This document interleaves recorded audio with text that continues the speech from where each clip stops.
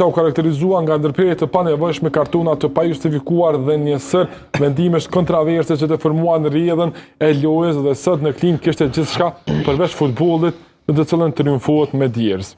Këto nuk janë më gabime, këto janë vendime që krijojnë precedent të rrezikshëm për garën.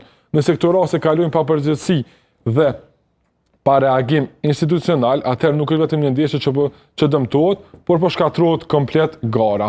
Kjo mungesë e thelluar e neutralitetit nga ata që duhet të ishin simbol të tij, duhet ta ndezin alarmin për të gjithë komunitetin e futbollit, thuhet në komunikatën e Prishtinës së Re. Bleran, pse ka të pakënaqur me ndarjen e drejtësisë sot në Klinj?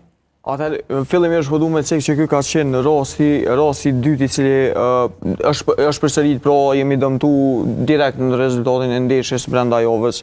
Të njëjtën situatë kemi pasur edhe të mërkurën ndaj Ballkanit, ku na është më hunë një penalti dhe faktikisht është thirrë edhe vari mirë, por që nuk është marrë një vendim i cili ka qenë i duri.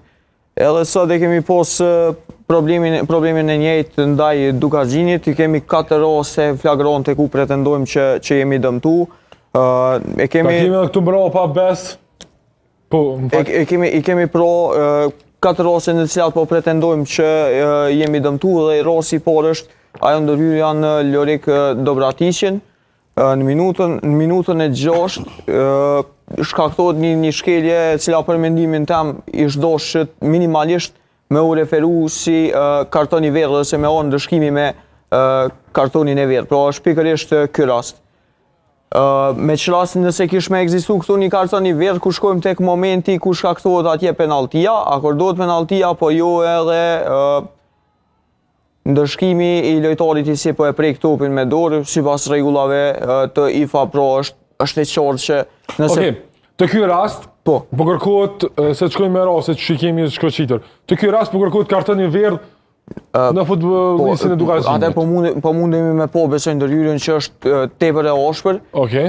Këto nuk është problemi i Lorik se shumica edhe mundet me keq interpretuar e ndryshon rrjedhën e ndeshjes një ndërhyrje mas kësaj ndërhyrjes nëse e merr një karton ose jo. Mas kësaj loje kemi pas këtë lojtar në 70% është atë kapaciteti i tij, për arsye se të ndeshën ka qenë i fokusuar në ndrymjen e tij. Ka qenë ndërhyrje tejet e rrezikshme. Kështu që minimalisht ish dashme u ndëshku me kartonin e verdhë. Pastaj kur shkojmë te rasti tjetër që është prekja me dorë këtu ka mohem të pasur të shansit për gol. Edhe nuk e kuptoj se si nuk referohet minimalisht edhe këto. Këtu është lojtari i njëjtë, ai cili është dashur të ndëshku. Plona.